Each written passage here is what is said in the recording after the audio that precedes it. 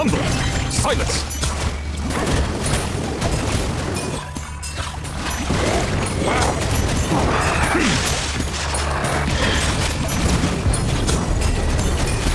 Be sanctified.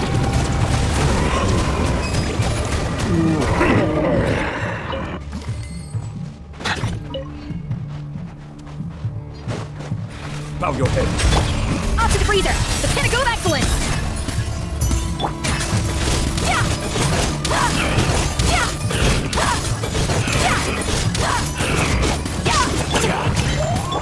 Silence! Time to shine! At first, it's flavor. Your turn! Settle down!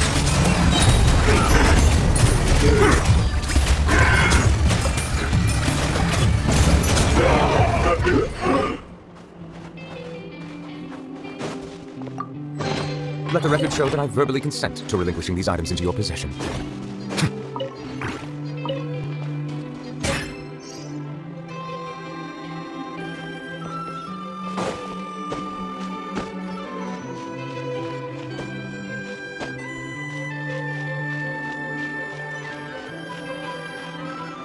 Hey, it's been a while. Why don't we check up on Aino?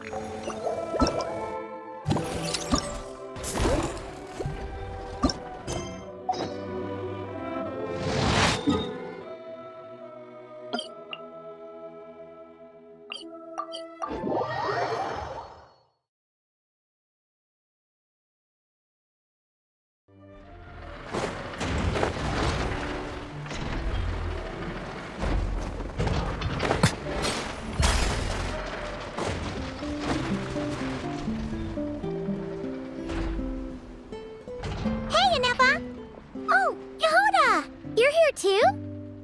Well, after all that hard work, I at least deserve a slice of cake for my efforts. Don't you think? Wait, there's cake? Yes. You two are here just in time.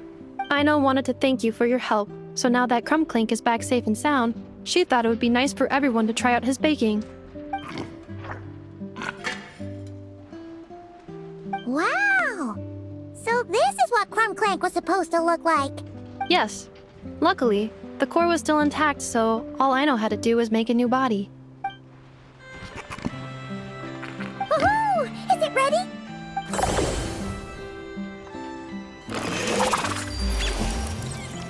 Hey! He ate it!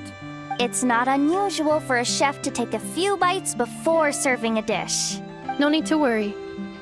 Once he's had his fill, he can get started on the desserts for everyone else. It'll just be a moment. All right. Wait, speaking of desserts, where's Aino?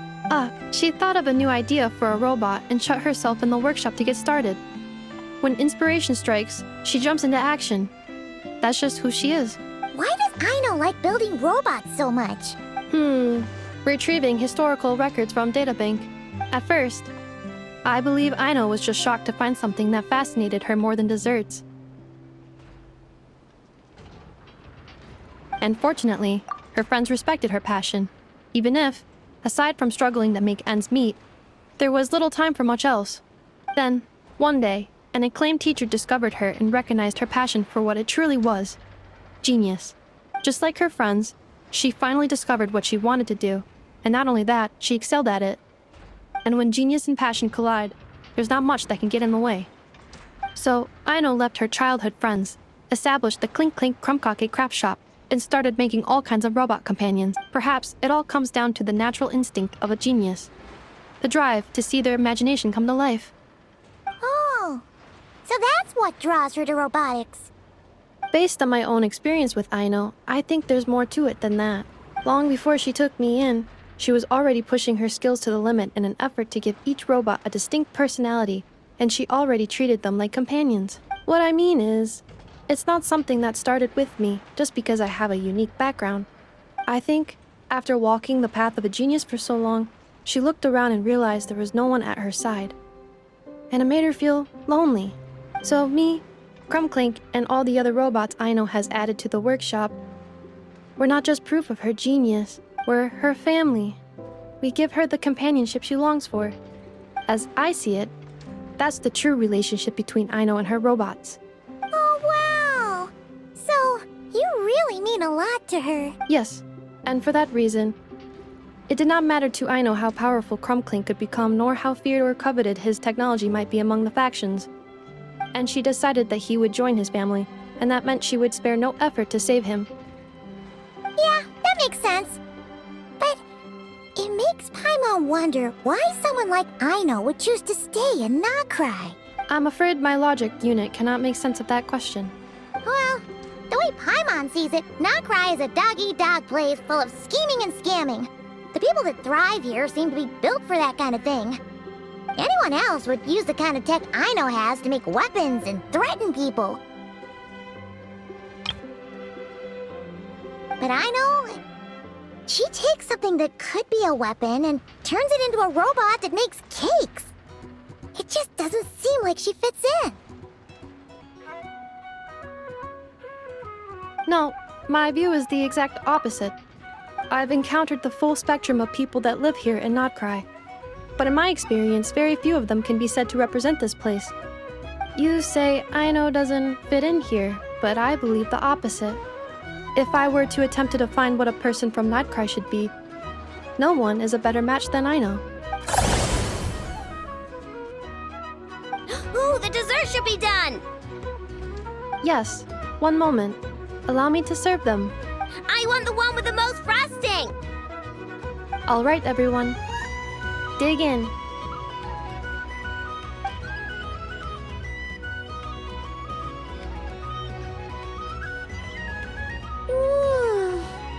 So worth it.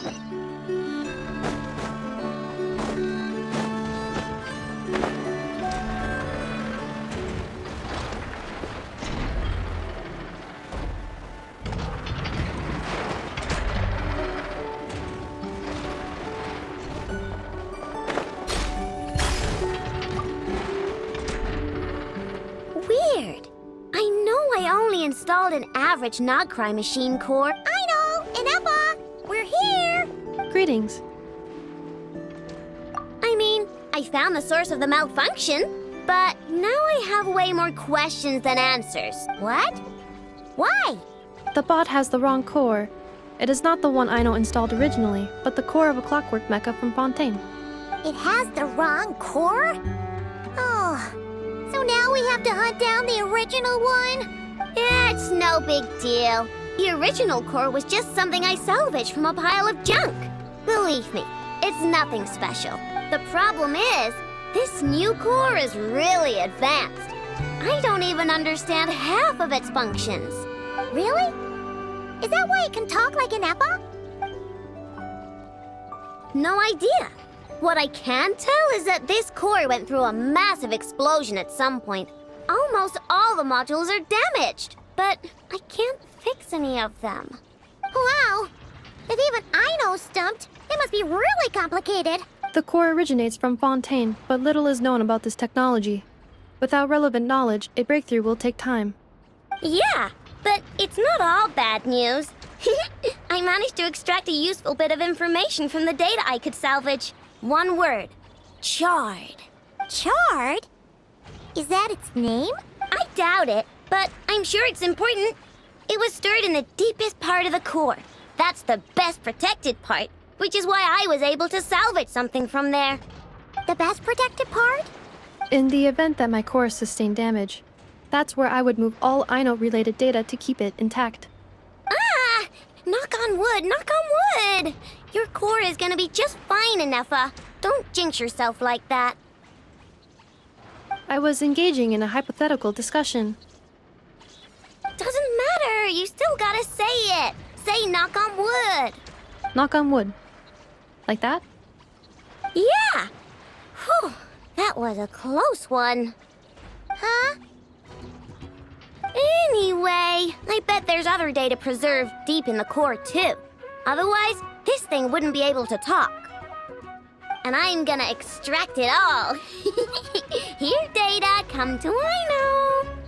Man, this core is so mysterious. But if it's so high-tech, how did it end up inside a random prospector bot? Bingo! That's the question, isn't it? Who replaced the original core with this one and why? I mean, even though it's damaged, the research value is off the charts. Bingo! That has to be the answer. You know what happened the day before it started malfunctioning? The Fatui chased a group of treasure hoarders straight into my workshop.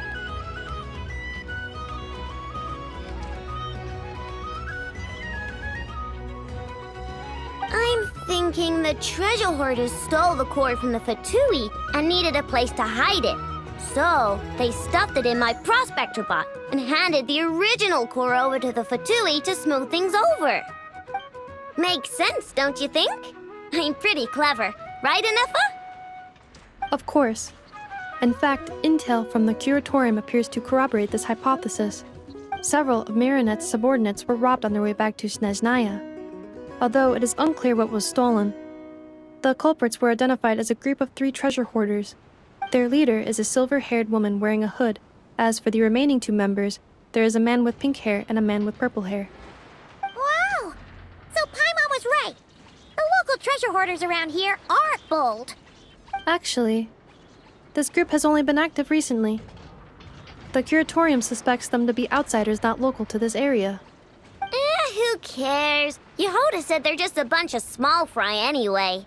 Yeah. If those treasure hoarders really did mean to hide the core in this bot, they're probably gonna come back for it. Let them come. If they're nice, I'll even share my crunkakes with them. And if they're mean, Effa will give them a good old knuckle sandwich. And if they try to take back the core? I already thought of that. I'm just gonna hide it. Effa, can you get Little Chard and the others to come up?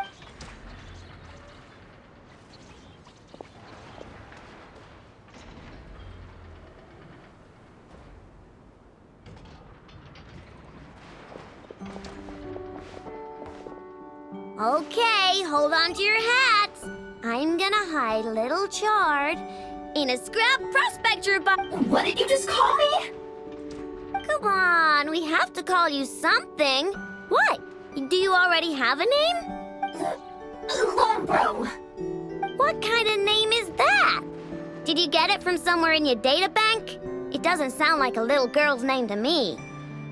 Oh, so use Lombro as a last name. Huh, I kinda like it. Then it's decided. You're Charred Lombro from now on. No complaining, all right?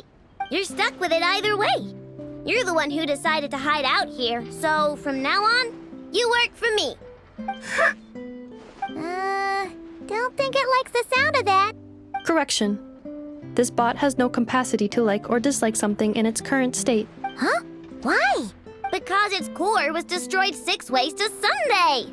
So, right now, its tone and mannerisms are all just a simulation of whatever data has been preserved. Like, remember how I found the word charred in the data? Well, if that refers to a person, then basically, Little Charred is just imitating their way of speaking. Oh, so that's how it works. Anyway, we can figure all that out later. First, we need to make sure Little Charred is hidden. Why don't you take the reins, Traveler? It's super cool. You'll see.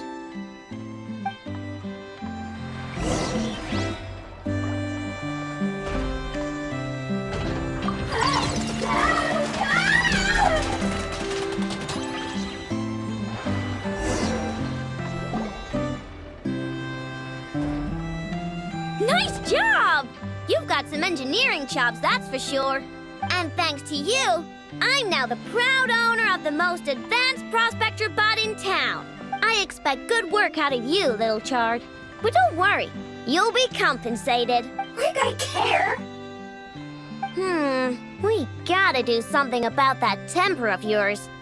Maybe a little flour on your head will soften you up a bit.